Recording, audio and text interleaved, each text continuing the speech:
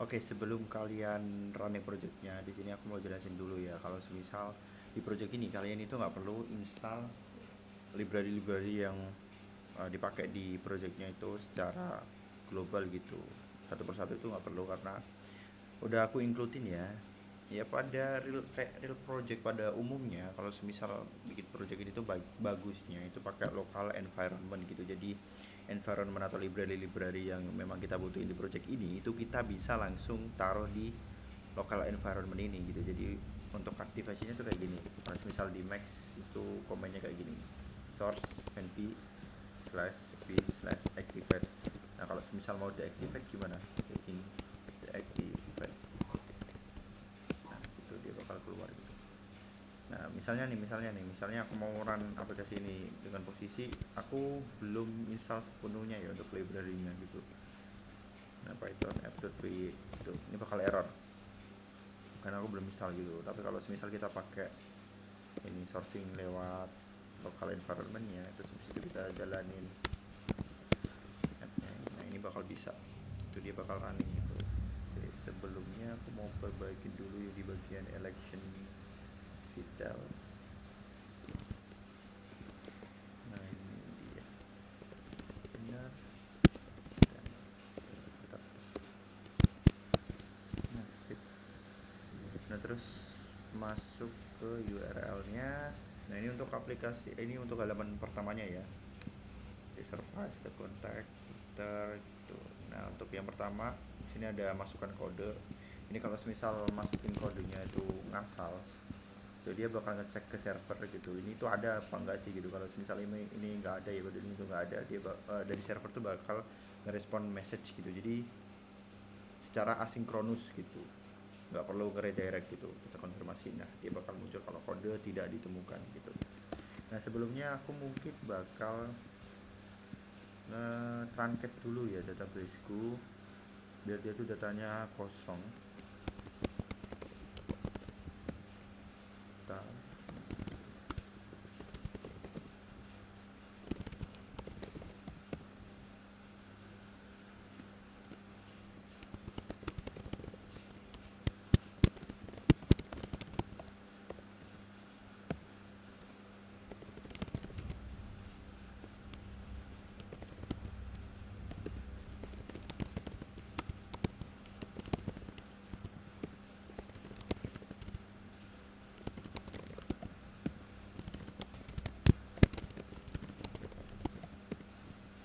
Oke, udah.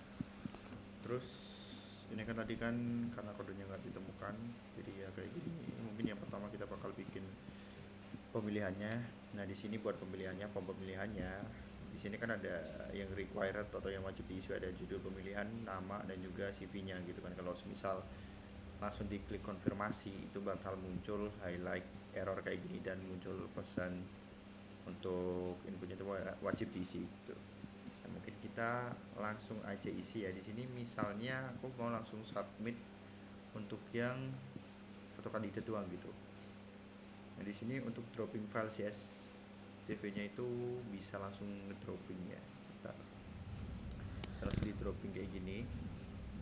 Itu udah support. Dan di sini juga udah aku validasi kalau semisal ya kita X dulu terus habis itu masukin gambar selain daripada ekstensi PDF. Ini kan PDF nih, ini kan bisa nih. Nah kalau semisal gambar ya, oh ini udah otomatis cek. Nah misal gambar ini nih, gambar kayak gini tuh dia bakal error gitu. Hanya file PDF yang diperbolehkan gitu, jadi cuma file PDF doang yang diperbolehin. Oke, coba dulu. Kalau semisal cuma satu kandidat doang itu kan nggak bisa ya, jadi dia bakal muncul alat kayak gini, minimal 2 kandidat yang diperlukan gitu. Terus untuk kandidat, jumlah kandidat atau slot kandidat yang bisa dimasukin itu cuman bisa 5 ya, cuman bisa 5. Jadi kalau misal dia lebih dari 5 ya dia nggak bakal bisa lagi gitu, nggak bisa bakal nambah lagi. Selain daripada aku jagain buttonnya itu ke disable di sini, aku juga jagain dari sisi backendnya gitu, dari sisi servernya juga aku cross check gitu. Kalau misal ini cuman bisa di input 5 item gitu atau 5 kandidat gitu. Oke, mungkin aku langsung aja isi sini untuk yang primary. terus CV-nya juga wajib diisi semua. Untuk gambar ini opsional ya, untuk fotonya opsional. Foto opsional, CV-nya yang wajib diisi. CV wajib diisi.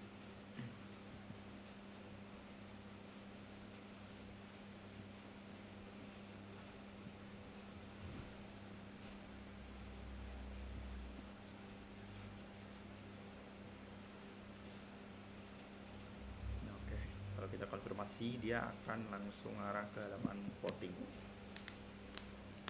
Nah, di halaman voting ini aku jadinya bikin kayak gini karena pada umumnya sistem e-voting itu biasanya ya umumnya itu dibuat kayak gini gitu, jadi lebih efektif. Ya kalau misal tak dibuat horizontal gitu ya, jadi sebaris-sebaris ya per kandidat itu memakan resource lah, memakan tempat. Jadi enak kayak gini sih, dan ini lebih umum dipakai gitu. Nah, terus di sini ada salin kode buat nyalin kode, terus habis itu ini ada bagikan ya. Nah kalau bagikan ini kita klik lewat desktop atau lewat laptop ya, itu dia bakal ngesalin link doang sih. Tapi kalau semisal kita bagikan ini kita akses, misal kita akses webnya ini lewat HP gitu, bagikan ini bakal muncul widget yang dimana kita bisa langsung share ke aplikasi lain kayak WhatsApp, Facebook, Instagram gitu. Nah, sini untuk tampilan votingnya, ini data-datanya, ada visi misi, terus habis itu kalau misal kita lihat CV-nya ini dia bakal otomatis muncul pop up model kayak gini. Jadi dia nggak dibuat, nggak buka tab baru gitu ya kayak sebelum-sebelumnya gitu, dia nggak bakal membuka tab baru, dia langsung nampil di sini gitu karena ini lebih efektif gitu. Dan ini yang emang sering ya, intinya yang aku pakai di sini, intinya yang semua yang aku buat di sini tuh em, gimana ya, yang aku buat di sini tuh sering lah, efektif lah, jadi pakai di project-project besar gitu gitu tuh seringnya pakai kayak gini gitu. Nah gitu. Terus kalau semisal kita voting ya, kita klik vote, ini kan bakal muncul modal konfirmasi. Nah kalau semisal kita udah konfirmasi nih, dia bakal ngeredirect ke halaman result voting gitu kan. Nah kalau semisal udah ngevoting, dia nggak bakal bisa ngakses halaman ini lagi gitu. Jadi dia cuman bisa ngakses halaman hasil voting gitu. Kita bakal coba gitu, kalau misal udah konfirmasi juga ini bakal nanti, ini bakal ke update juga ya ini suara. Kalau misal tadi baru satu yang voting suara satu, terus habis itu barnya bakal jalan gitu. Nah kita bakal lihat ya, kita klik vote, terus habis itu konfirmasi, muncul di halaman result vote, hasil votingnya. Nah ini itu dia tampilannya aku buat kayak gini gitu kan, karena pada umumnya ya ini kan untuk yang primary atau yang uh, yang utamanya yang bakal dilihat itu kan yang judul sama kandidat terpilihnya gitu. Jadi di implementasi UI UX itu enaknya kalau semisal berdasarkan kebiasaannya kita tuh sering baca dari kiri ke kanan gitu. Jadi enaknya tuh kayak gitu. Nah kenapa untuk judulnya itu nggak aku taruh tengah ya, sebenarnya sih itu udah basic banget ya kalau UI UX gitu. Kalau judulnya aku taruh di tengah dengan posisi mungkin itu kalau um, apa ya, jarang intinya kalau misal judul itu ditaruh di tengah gitu. Ada beberapa sistem yang memang dia tuh ditaruh di tengah, kayak semisal kan lebih ke alert sih. Kalau yang ditaruh di tengah tuh lebih ke alert biasanya, ya pemberitahuan gitu. Nah tapi kalau semisal judul dan segala macam ya, apalagi ini judul utama yang pakai H1 atau heading 1, itu ditaruh di kiri gitu biasanya. Kayak semisal artikel gitu kan, dia ditaruh di kiri. Intinya yang sifatnya itu primary atau utama itu aku taruh di kiri biasanya ya, bukan aku ya, tapi biasanya memang enaknya ya, enaknya itu emang ditaruh di kiri gitu, bacanya lebih enak gitu. Nah kalau yang sifatnya itu opsional kayak foto berakhir pada, terus tersisa ini tuh aku taruh di kanan gitu. Nah terus kemudian di sini ada countdown yang di mana halaman result voting ini masih bisa diakses selama ini ya 2 hari 11 jam gitu. Nah votingnya itu berakhir pada jam 12 tanggal 15 gitu. Nah di sini ada grafiknya. Di sini untuk kandidat terpilih dengan voting terbanyak itu. Jadi sebenarnya ini tadinya itu mau aku buat pakai cronjob. Jadi semisal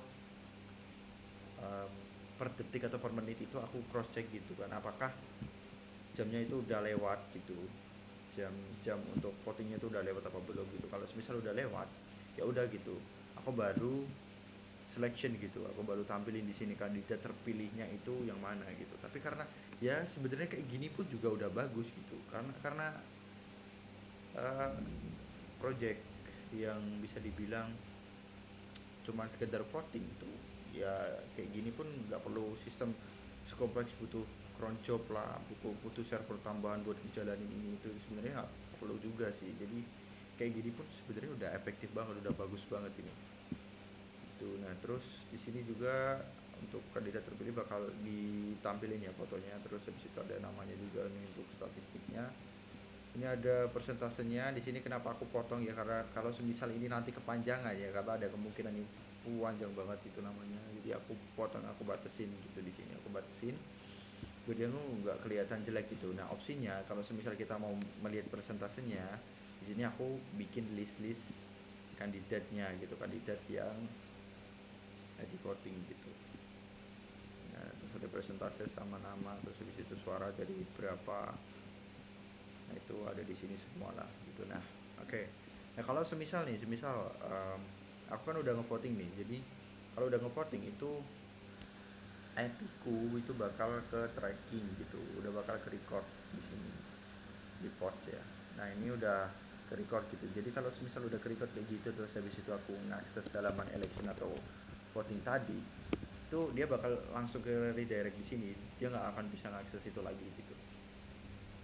Nah sebenarnya bisa aja gitu, aku masih bolehin akses gitu, tapi kayaknya kurang bagus aja gitu, lebih enak kayak gini dan lebih, karena arah websitenya ini lebih ke simplify ya, simple gitu, simple and fast lah. Jadi aku buatnya kayak gitu, kayak instan banget. Nah terus kalau misalnya ini coba aku forcing ya, aku hilangin dulu biar dia tuh gak kedeteksi IP ku. Aku coba akses elections. Di sini aku mau coba kalau semisal hasilnya itu seri. Jadi ini dia, langsung aja deh. Ini kan tadi yang di vote kan, terus habis itu aku coba langsung klik vote yang ini deh. Jadi kan hasilnya kan sama-sama suaranya kan satu, yang kiri satu, yang kanan satu gitu. Nah dia bakal nampilin hasilnya itu seri gitu. Nah namanya siapa aja gitu. Nah, itu bakal ditampilin di sini, jadi bukan gambar yang bakal ditampilin di sini gitu. Nah itu kayak gitu. Terus nanti kalau semisal tersisa ini udah dilewati ya batas tersisanya ini, untuk kapan kita bisa akses halaman hasil voting ini. Jadi selama itu kan masih ada. Nah kalau semisal udah melewati batas waktunya itu bakal kehapus. Jadi record yang di dalam database itu bakal kehapus gitu. Dari real project yang udah ada ya, mereka memang mengimplementasikan itu. Kenapa? Karena ini kan modelnya kan voting cepat gitu, fast voting gitu. Jadi kalau semisal orang salah masukin nama atau apapun, atau detail apapun itu salah, mereka kan bakal bikin voting yang baru tuh. Nah kalau voting yang sebelumnya kan nyampah dong di database, itu bakal nyampah gitu. Karena dia nyampah, makanya ya mau nggak mau itu harus dihapus gitu, kalau nggak nanti ya nyampah gitu. Jadi kalau ini udah habis waktunya ya, waktu untuk akses hasil votingnya, ya udah gitu, dia bakal dihapus dari database gitu. Oke, mungkin aku langsung coba ini ya, aku langsung coba praktekin. Jadi misalnya aku salahin kodenya gitu kan. Nah dia bakal muncul gini, kode tersebut tidak ditemukan gitu. Dia bakal tampilin kayak gini gitu. Nah ini juga berlaku kalau semisal nanti kodenya itu udah kehapus kan dia bakal nampilinnya kayak gini juga gitu. Nah gitu,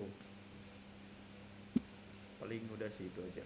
Terus yang footer ini aku bikin kayak gini lebih lebih bagus aja sih. Terus mungkin saran dari aku juga, ini wave-nya ini kayaknya nggak perlu dibuat wave, jadi flat aja gitu nggak masalah sih, itu lebih bagus, lebih simple lah.